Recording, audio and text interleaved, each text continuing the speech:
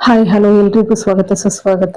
Kaveri Kannada medium ಧಾರಾವಾಹಿಯ ಸಂಚಿಕೆ ಈ ದಿನದ್ದು ಏನಾಗಿದೆ ನೋಡೋಣ ಬನ್ನಿ.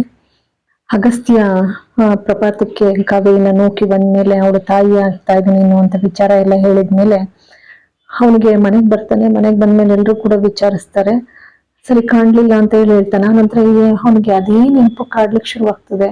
ಕಾವೇರಿ ಎದುರಿಗೆ ಬಂದು, ಯಾಕೆ ಸರ್ ಅಗಸ್ತ್ಯ ಸರ್, ನಾನು ಏನ್ ತಪ್ಪು ಮಾಡಿದ್ದೆ ಅಂತ ನನ್ನ ಈ ಪ್ರಪಾತಕ್ಕೆ ನೂಕ್ಬಿಟ್ರಿ ಅಂತ ಹೇಳಿ ಅವನ ಕಣ್ಮುಂದೆನೆ ಬಂದು ನಿಂತಾಗ್ತದೆ. ಕಾವೇರಿ ಅವ್ರೆ, ನೀವ್ ಹೇಗ್ ಬಂದ್ರಿ, ಹೇಗ್ ಬದುಕ್ ಬಂದ್ರಿ ನೀವು ಅಂತ ಹೇಳಿ ಕೇಳ್ತಾನೆ. ಯಾಕೆ ಸರ್ ಈಗ ಅಂತೀರಾ, ನಾನು ಏನ್ ಮಾಡಿದ್ದೆ ಅಂತ ಅಪರಾಧನ ಅಂತ ಹೇಳಿ ಕೇಳ್ತಾಳೆ. ಆಗ ಅಗಸ್ತ್ಯ ಇದ್ದವನು, ಏನಿಲ್ಲ, ನೀವು ಆ ದಿನ ಸಾಯಂಕಾಲ ನಿಮ್ ಊರ್ನಲ್ಲಿ ನಮ್ಮ ಅಪ್ಪನ್ನ ಸಾವಿಗೆ ಕಾರಣರಾದವ್ರನ್ನ, ಮನೆಯವ್ರನ್ನ ಯಾರನ್ನೂ ಕೂಡ ನಾನು ಉಳಿಸೋಲ್ಲ ಅಂತ ನೀವು ಹೇಳ್ತಾ ಇದ್ರಿ. ಹಾಗಂದಾಗ ನನಗೆ ನಿಮ್ಗಿಂತ ನನ್ನ ಮನೆಯವರೇ ಕೂಡ ನನಗೆ ಮುಖ್ಯ ಅಂತ ಅನ್ನಿಸ್ತು. ಮಮ್ಮಿ, ಅಪ್ಪ, ಅಮ್ಮ ಎಲ್ರೂ ಕೂಡ ಮುಖ್ಯ ಅಂತ ಅನ್ನಿಸ್ತು ನನಗೆ. ಹಾಗಾಗಿ ನಾನು ಹೀಗ್ ಮಾಡ್ಬಿಟ್ಟೆ ಕಾವೇರಿ ಅವರೇ ಅಂತ ಹೇಳಿ ಹೇಳ್ತಾರೆ. ಹಾಗಂತ ಹೇಳಿದಾಗ ಅಷ್ಟರಲ್ಲಿ ಅವನಿಗೆ ಪಮ್ಮಿ ಬರ್ತಾರೆ. ಪಮ್ಮಿ ಬಂದವ್ರೆ, ಏನ್ ಅಗಸ್ತ್ಯ, ಇವನು ಅಗಸ್ತ್ಯ ಇಡೀ ಅವರಿಬ್ರು ಇರುವಂತ ಫೋಟೋನ ಹಿಡ್ಕೊಂಡು ಮೈ ಮರ್ತಿರ್ತಾನೆ. ಆ ಮೈ ಮರ್ತಿರ್ಬೇಕಾದ್ರೆ ಬರ್ತಾರೆ. ಪಮ್ಮಿಯವ್ರು ಬಂದು, ಅಗಸ್ತ್ಯ ಏನು ಇಷ್ಟು ಜೋರಾಗಿ ಕೂಗ್ತಾ ಇದ್ದೀನಿ, ಬೇರೆ ಯಾವ್ದು ಲೋಕದಲ್ಲಿ ಇದೆಯಲ್ಲ, ಏನಾಯ್ತು ನಿನಗೆ ಅಂತ ಹೇಳಿ ಕೇಳ್ತಾರೆ. ಪಮ್ಮಿ, ತಗೋ ಕಾಫಿ ಅಂತ ಹೇಳಿ ಕೊಡ್ತಾರೆ. ಕೊಟ್ಟು ಮುಖ ನೋಡ್ತಾರೆ. ಅವನು ಕಾಫಿ ಈಸ್ಕೊಳಕ್ಕೂ ಕೂಡ ಅವನ ಕೈ ಗಡಗಡ ನಡ್ಗೋಕ್ ಶುರು ಮಾಡ್ತದೆ. ಅದನ್ನೆಲ್ಲ ಗಮನಿಸ್ತಾರೆ ಪಮ್ಮಿಯವರು.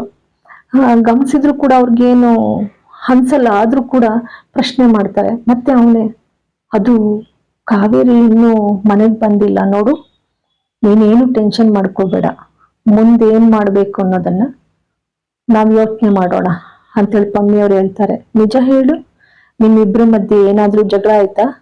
ಹಾಗೇನಿಲ್ಲ, ನಾವು ಖುಷಿಯಾಗಿ ಇದ್ದು. ಕಾವೇರಿನೂ ಖುಷಿಯಾಗಿದ್ಲ ಅಥವಾ ಬೇರೇನಾದ್ರೂ ವಿಷಯದಲ್ಲಿ ಬೇಜಾರು ಅಂತ ಕೇಳ್ತಾರೆ ಪಮ್ಮಿ. ಅಗಸ್ತ್ಯ ತುಂಬಾನೇ ಖುಷಿಯಾಗಿದ್ರು. ಮತ್ತೆ ಮನೆಗೆ ಬರ್ಲಿಲ್ಲ? ಇನ್ನೊಂದ್ಸಲ ಫೋನ್ ಟ್ರೈ ಮಾಡು ಅಂತ ಹೇಳ್ದೆ ತಾನೆ, ಟ್ರೈ ಮಾಡಿದ್ಯಾ? ಮಾಡಿದ್ದೆ, ಸ್ವಿಚ್ ಆಫ್ ಅಂತ ಬರ್ತಾ ಇದ್ದೆ ಅಂತ ಹೇಳ್ತಾನೆ. ಕಾವೇರಿ ತುಂಬಾ ಸೂಕ್ಷ್ಮವಾದ ಹುಡುಗಿ, ಮತ್ತೊಬ್ಬರಿಗೆ ಟೆನ್ಷನ್ ಕೊಟ್ಟು ಈ ತರ ಎಲ್ಲ ಹುಡುಗಾಟ ಆಡೋಡಲ್ಲ ಅಂತ ಹೇಳಿ ಹೇಳ್ತಾರೆ. ನೀನೇನ್ ಟೆನ್ಷನ್ ಮಾಡ್ಕೋಬೇಡ, ಸ್ವಲ್ಪ ಹೊತ್ತು ನೋಡೋಣ, ಬಂದಿಲ್ಲ ಅಂದ್ರೆ ಆಮೇಲೆ ಬೇರೆ ಏನಾದ್ರು ಯೋಚನೆ ಮಾಡೋಣ ಅಂತ ಹೇಳಿ ಹೇಳ್ತಾರೆ. ಸರಿ, ಪಮ್ಮಿಯವ್ರ ಹತ್ತ ಹೋಗ್ತಾರೆ.